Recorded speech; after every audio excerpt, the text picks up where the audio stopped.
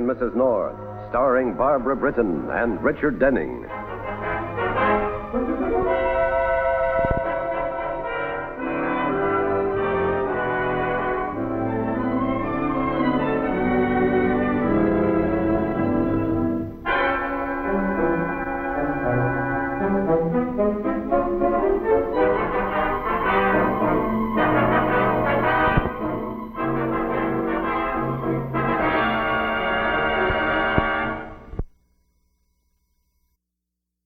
Wonderful. We'll be all packed and waiting. Goodbye, dear. Pam, where are we going at 3 o'clock this afternoon? And who is picking who up in whose car? Oh, I thought you knew. Lily Storm, the actress. You know, she's such a wonderful person. She's invited us to the country for the weekend. Oh, no. She's picking us up right after her broadcast. Pam, how can you do this to me? The whole weekend gone before it started. But, darling, I accepted because of you. The country air will do you good. But I like city air. I like gasoline smells and smoke and dust and hot pavements. Very well. I'll call Lily and tell her we can't come.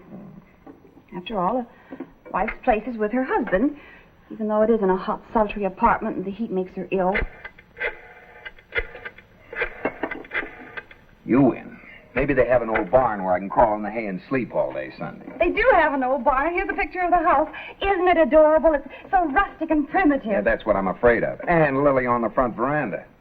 She certainly looks her age in that picture. That isn't Lily. That's her housekeeper, Mrs. Sherwood.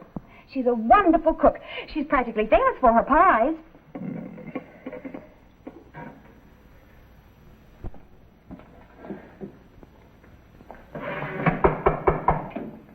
Come in, Joe. Door's unlocked. Put the groceries on the floor. I'll be... Oh.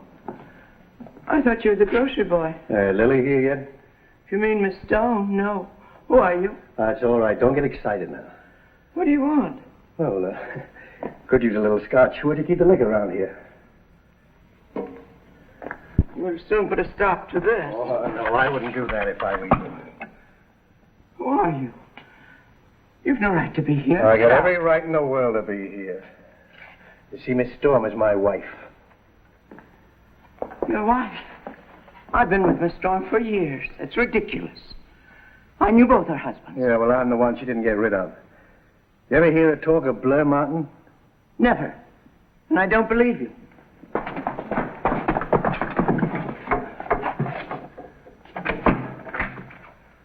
Don't try that trick again. Now, Lily's on her way down here with a new boyfriend, Ashley Lockwood. When they get here, there's going to be a showdown. Now, if Lily comes back to me, why, we might keep you on as cook. Now, come on, tell me, where do you keep the liquor? I'll get it for you. Oh, wait a minute.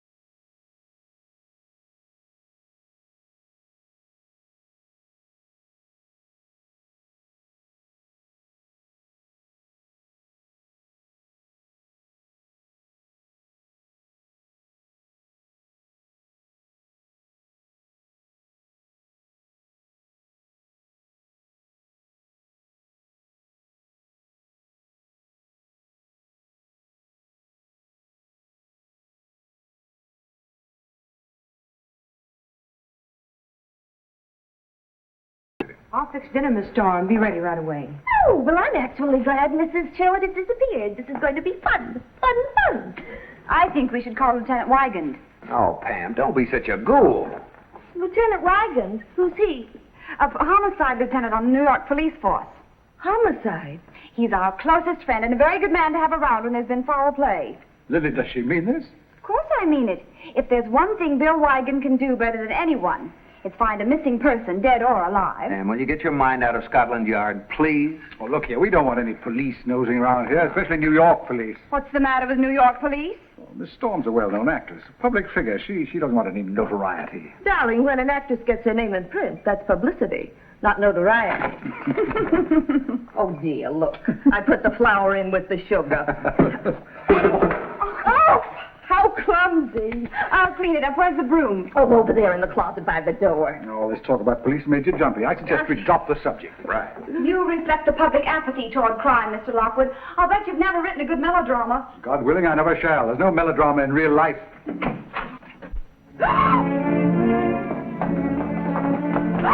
Oh! Lily, you didn't... Oh! She fainted. You got it? Get some water, some smelling salts, quickly.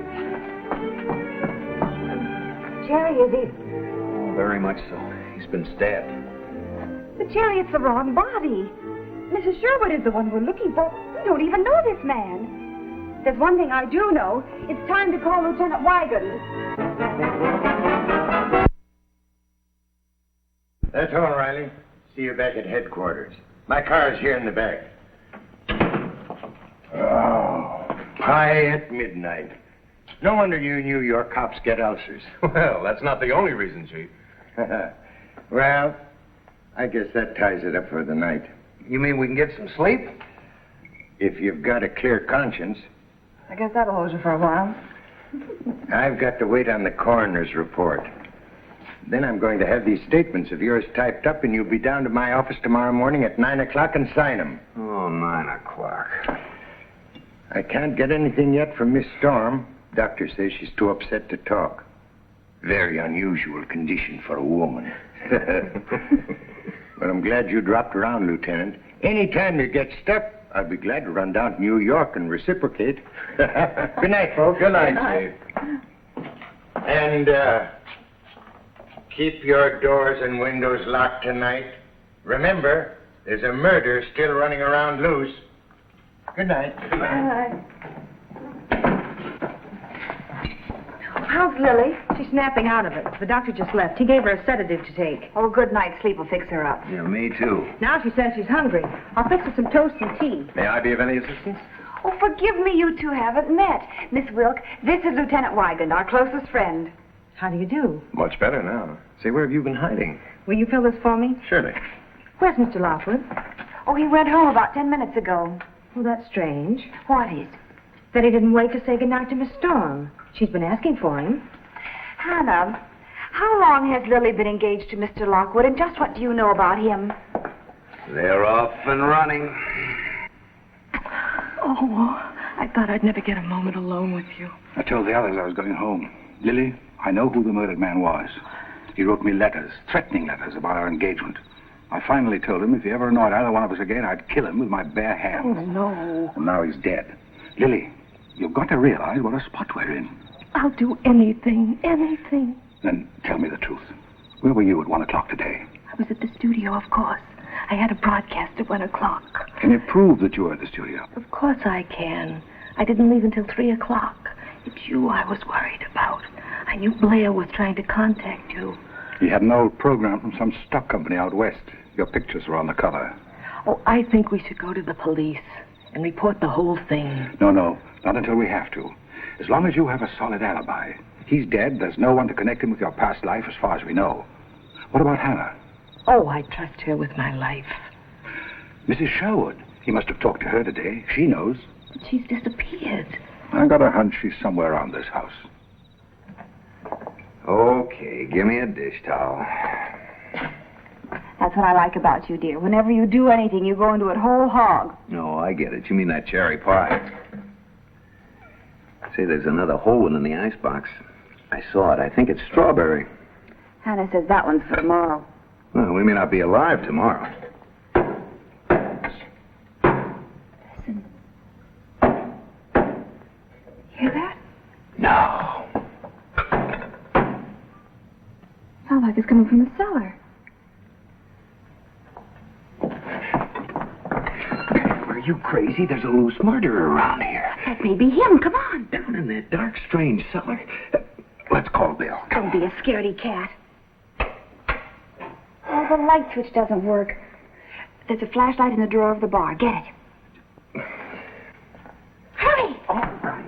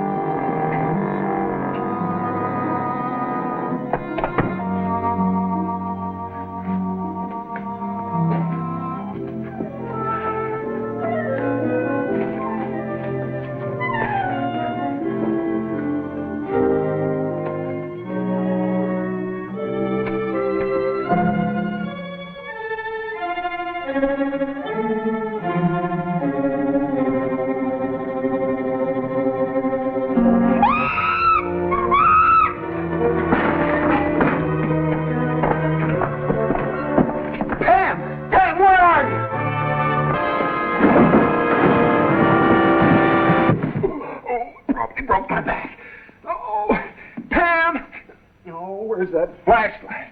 Pam! Pam! Pam! Where are you, Pam? Oh, where's that? No, here it is. Pam! Pam, where are you, Pam? Pam! Oh, are you all right, darling? Yes, I'm all right. What happened? Oh, somebody grabbed me in the dark, and then they choked me, and then they heard you coming, and they disappeared. Listen. Look. Wait. That's a woman. It must be Mrs. Sherwood. Oh, it's all right, Mrs. Sherwood. I'm Mrs. North. Remember? This is my husband, Mr. North. He loved your cherry pie. Oh, thank God, thank God. You were saying you turned around and saw this man. Had you ever seen him before? Never laid eyes on him. I said to him, "Who are you and what do you want?" And he said... Yes? He said what? He asked me where the liquor was. I could tell he'd been drinking. That isn't what you were about to say. Now, Mrs. Sherwood, it's very important we find out who this man was and why he came here. You see, he's been murdered. I know. You mean you saw it? No, I heard it. When I came to, I found myself in the cellar. Upstairs, I heard voices. He was shouting at someone. Could you recognize the other voice? No, but it sounded like a woman. And then there was a thud. And then, like a body falling down. Get some brandy. What are you trying to do, Wagon? Show what a good cop you are? This woman's suffering from shock. No, take it easy. There she is. Nothing like a little eye-opener, I always say. Now, Mrs. Sherwood, could you answer one or two more questions? I never saw anything so inhuman in my life. I'll go and bring the doctor here. No, Ashley. No. You say you heard a thud. Then what? I must have fainted. How long I was unconscious, I don't know. But when I came to, there was someone else walking around in the kitchen. Well, could you tell if it was a man or a woman? A man. Heavy steps. He was dragging something along the floor like a body. The woman's had a terrible experience. Her imagination's been playing tricks on her. It wasn't playing tricks when I telephoned your house this noontime. You didn't talk to me on the telephone this noontime. No, but I left an urgent message for you about Miss Storm. It's no use, Ashley. They might as well know the whole story. The murdered man was my husband. His name was Blair Martin. I thought I had divorced him. It was a pure case of blackmail. He claimed that his final divorce decree had never been received, that Lily's 2 subsequent marriages were bigamous, and that he was still a legal husband. You were engaged, Miss Storm. Naturally, you figured the quickest way to solve your problem was to get rid of Blair Martin. No. I admit I was here before today. Blair Martin was already dead. He was lying on the kitchen floor here. I tried to hide the body. Why? Don't you see? He was trying to protect me. Why, did you kill him? She couldn't have. She was at the broadcasting station until nearly 3 o'clock this afternoon. Her secretary can prove that. I found this theater program on Martin's body with their pictures as man and wife. I heard the grocery truck drive up and got panicky. I opened the closet door and stuffed the body inside. Then I ran out into the hall. I think that ties it up all nice and neat. Smooth work, Lieutenant, smooth work. Guess I'll have to start eating pie at night. Mr. Lockwood, I'm holding you for the murder of Blair Martin. No! No, he's only trying to protect me. I killed him. What with? A knife. Yes. I killed him with a knife. Sorry, Miss Storm. He was stabbed with an ice pick.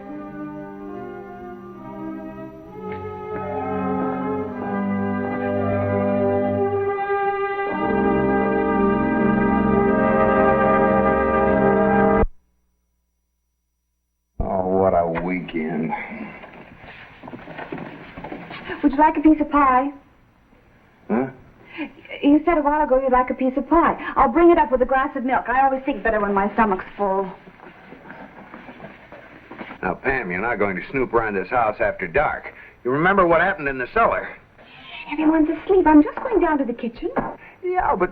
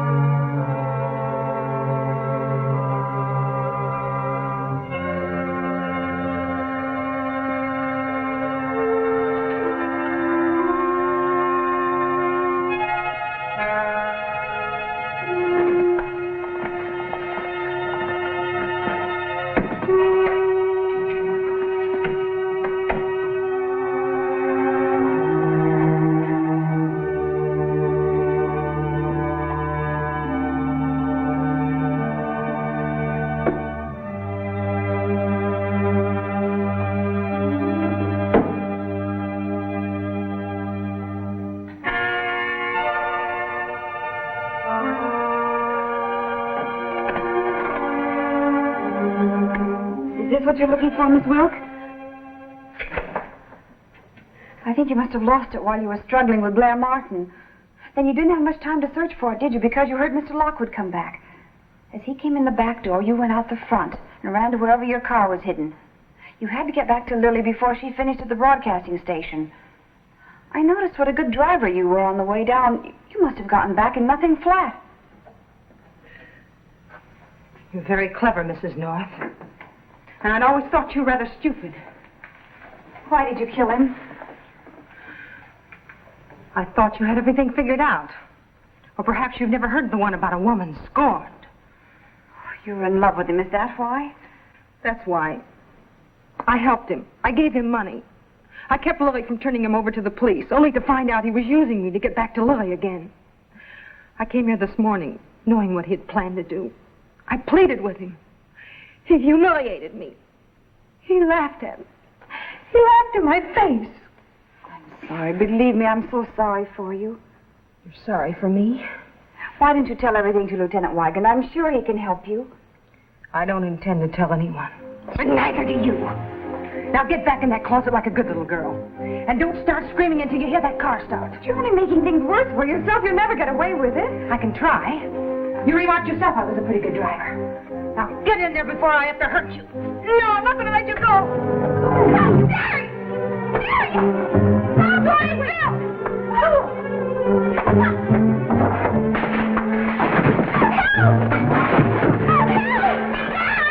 Hold it. Hold it. She killed him. She told me so herself. I found her earring. Here. You go upstairs, Pam. I'll call the police. Sorry, Miss Wilk. I really am sorry. Jerry, wake up. I solved it. Just put the pie down there. It was Hannah Wilk all the time, a woman scorned. She did it. Yes, dear. If it hadn't been for Bill, I don't know what would have happened to me. We'll talk all about it in the morning, darling. Oh, dear, very well. It seemed so exciting. I nearly lost my life. Yes, dear. She nearly stabbed me with that ice pick. If I hadn't used my brains, I'd be dead. You'd have a corpse for a wife. Yes, dear. Well, I'm glad she didn't kill me. We'll talk all about it in the morning. I'm glad she didn't kill you, too. Kill you? Who tried to kill you? Good night, dear. Pam, what were you talking about? Tell me. Jerry, I've had a very strenuous evening. It made me very sleepy. We'll talk about it in the morning. Yeah, but Pam, you...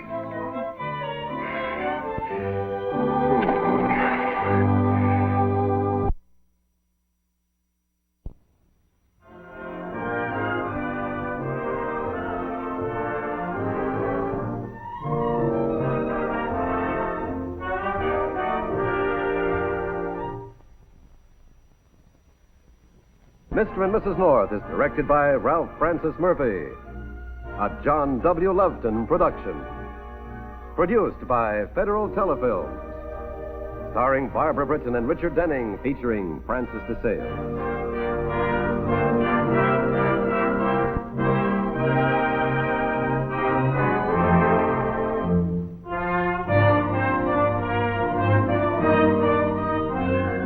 This has been a film presentation.